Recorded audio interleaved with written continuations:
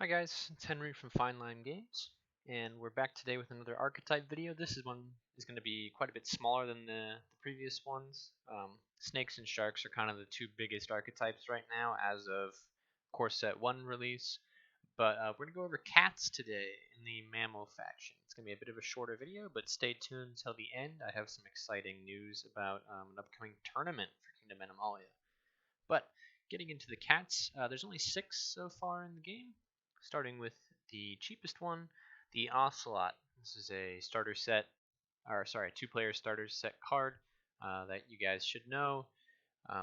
It's kind of your standard 10 cost early game attacker with 8 health, 6 attack, no defense, 6 speed, with an ability that helps it attack weak things or helps it attack early game foragers and stuff like that.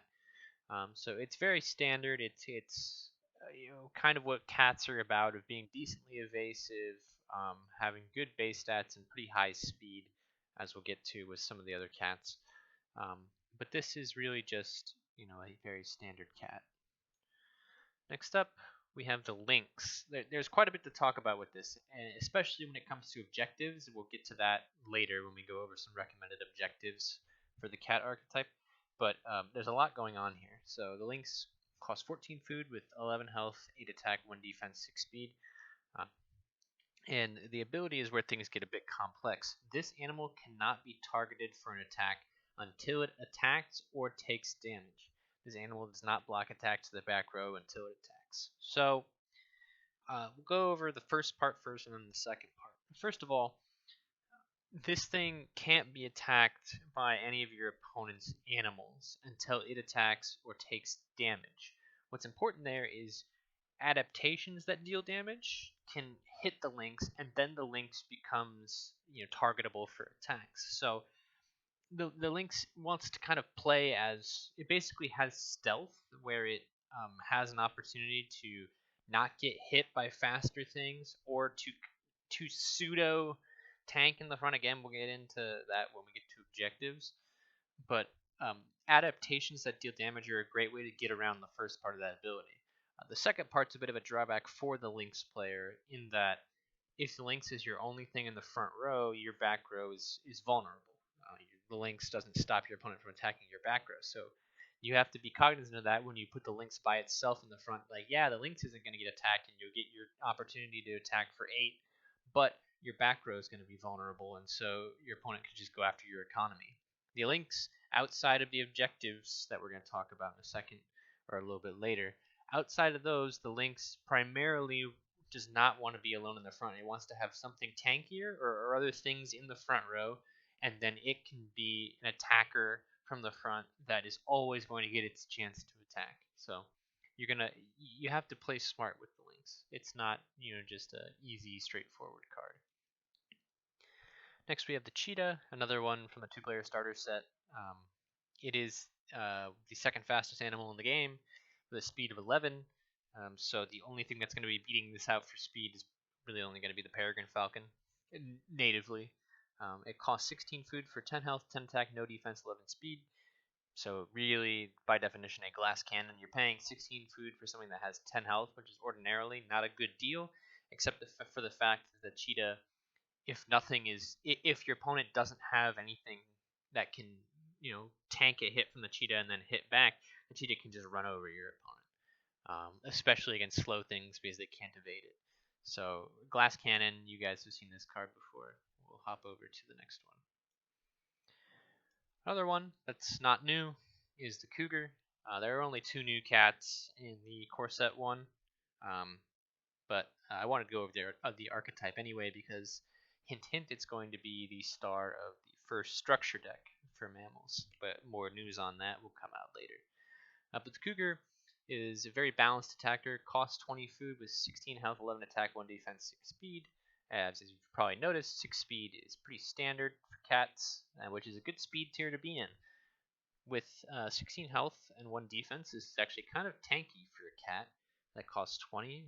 It does not exhaust while attacking enemies with max health of 8 or lower. Great against things like insects or stuff that has high armor. And having 17 plus to evade is not terrible. It's a 4 in 20 chance, but the ability to not exhaust gives you that opportunity to dodge, and then that can be really, really big. So very balanced. Again, another card you guys have seen, but a very good cat. Next we have the lion. The lion was the boss of the two-player starter set for mammals. It is a really, really big body to get over. Costs 26 food for 21 health, 16 attack, 1 defense, 7 speed. So above average for speed. Very good base stats for what you're paying for. The ability very rarely comes into play. Like I said in the two-player starter set video, this animal's attack and defense are increased by 2 for each adjacent line in the front row. You're not going to be a whole lot of cases where you're able to have more than one lion in the front. Something that costs 26 like that, but it's a pretty good chance that if you have 2 lions or even 3 lions in your front row, you're probably winning the set. So kind of just a win harder mechanic. The lion is ordinarily just played by itself, but it's very good by itself. Those base stats are still nuts. And finally, we have a new card from Core Set 1, kind of the new boss of cats. It's the Tiger, costing 28 food for 22 health, 16 attack, 1 defense, 6 speed. This animal gains +2 attack if it is the only animal in your front row. You may not move any animals into the front row while this animal is in the front row. So again, a bit of a two-parter here. Having 22 health and 18 attack is incredibly strong, especially at 6 speed. That's a lot of health and damage for something that's not slow. And so this thing really wants to be by itself in the front to unlock that +2 attack. You really got to remember, though, if this thing's in the front and you want to bring up something else to help it, you can play things into the front row, but you cannot move them into the front row while this animal is in the front row. So primarily this thing wants to be playing alone. But it can benefit from having some team play as well. Then we have the 2 adaptations that affect cats the most. This one is literally only for cats. It was in the 2-player starter set. Cost 3. Well, this card is active on the field. All cats you control have their abilities increased by 1. Not commonly played, I'll be honest. This is kind of a weak card. It's normally a waste of 3 food, but it's only a waste of 3 food until you dodge once when you normally wouldn't have dodged, and then suddenly, that can be such a game changer. Evasion in this game, one big evade at the right time can completely change the tide of a game, and cats have decent but not great evasion, and so this makes it just a little bit better, and sometimes that can make all the difference. Finally, we have the rare adaptation for the mammals. Every faction in the core set 1 has 1 rare adaptation, and they are all these persistent adaptations that stay on the field between sets, so a lot going on here. The Hunt costs 4 food. This card remains on the field between sets. This card's effects are activated after each kill scored by carnivorous mammals you control, so all the cats are carnivorous. After the first kill, draw 1 card. After the second kill, gain +5 food. And after the third kill, play 1 carnivorous mammal with a food cost of 15 or less from your discard pile. That third one is massive.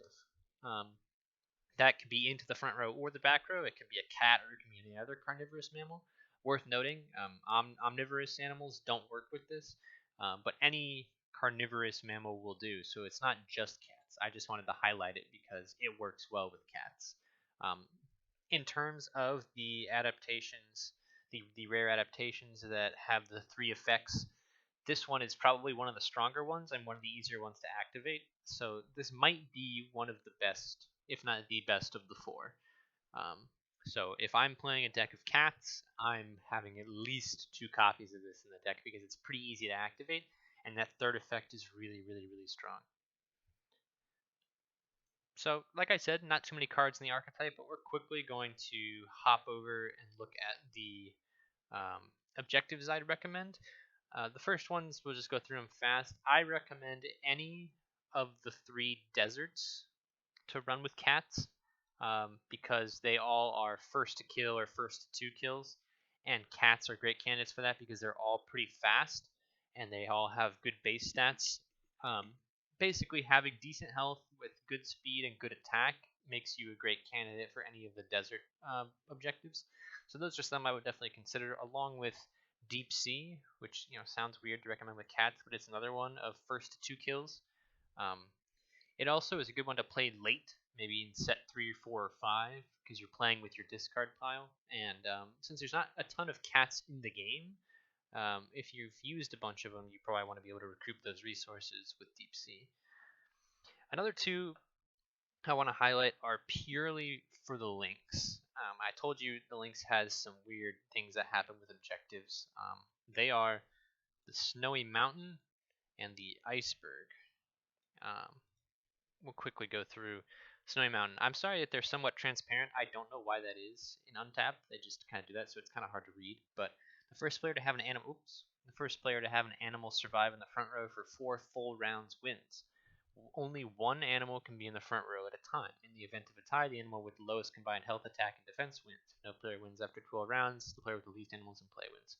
Worth noting, this is one of the only objectives in the game that has a specific, in the event of a tie, there are multiple tiebreakers listed on the objective. Normally, in the event of a tie, you just flip a coin or roll a d20 and call odds or evens. But in the case of Snowy Mountain, there are actual ways to break a tie. So the way this interacts with the links is that you want something to survive in the front row for 4 full rounds. And if you put the links in the front row and never attack with it, your opponent can't attack it. And so it's kind of a way to cheese it. Now, if your opponent has adaptations that can damage the links, or the links is damaged by something that's not a direct attack to it, then it becomes vulnerable and can be killed relatively easily because it doesn't have that much health. But until that point, if you put the links in the front row and your opponent can't damage it in some way outside of attacking it, you'll just win after 4 rounds. And so that's one area where the links thrives. The other one is on Iceberg. At the start of the set, before drawing hands, each player searches their deck for an animal costing 20 food or less and places it in their front row. These animals must remain in the front row throughout the set. The first player to lose their chosen animal loses the set. Again, this works with the Lynx's ability of it cannot be targeted for an attack until it attacks or takes damage. So if the Lynx never attacks and your opponent can't damage it with an adaptation or some other ability, then the Lynx can never be killed, and you'll have plenty of time to kill your opponent's animal that they chose to put in the front. The Lynx only costs 14, so while you're not maximizing the free 20 cost that you can use, your opponent's going to have a really hard time attacking or killing the Lynx unless they have some sort of adaptation or effect that can get through the ability. But that's going to go ahead and wrap up this archetype overview. I know it was on the shorter side. It's not a huge archetype yet, but like I hinted at, it will be getting quite a bit more support in an upcoming structure deck, so stay tuned for that. But I really want to quickly go over some details of the tournament I was talking about. The first official Kingdom Animalia tournament will be held online via Untapped, so no matter where you are in the world or what you're doing, you'll be able to participate. It's totally free to enter. You don't have to pay for the cards, you don't have to pay to enter at all, and there will be cash prizes. First place will get $20, second place $10, third place $5. The tournament, the dates have not been finalized. It'll probably be sometime in early to mid-August, and it'll be a bit asynchronous. So when the pairings come up, I don't know how many people will have. Hopefully a decent number of people want to play. Try to make some money for free and check out the game. But the pairings will be asynchronous. So once the pairings are up, you'll be able to play. You'll have to schedule a day and time with your opponent to play online instead of all meeting on a Saturday and just playing the whole tournament on a Saturday. So it gives more opportunity for people with busy schedules to get games in. Now, I will ask people to get games in within 3, 5, maybe 7 days at most, so we can keep the tournament moving along and keep the rounds going.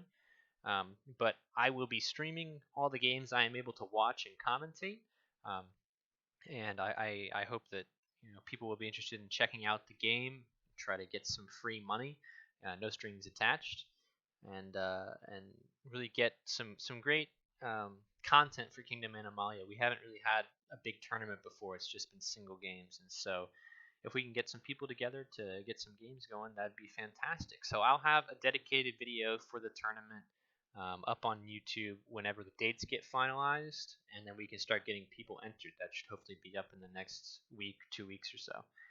But thank you so much for watching. Hope you're excited to check out these cards and get some games in with them. Stay tuned for future updates about more content, upcoming sets, and the tournament.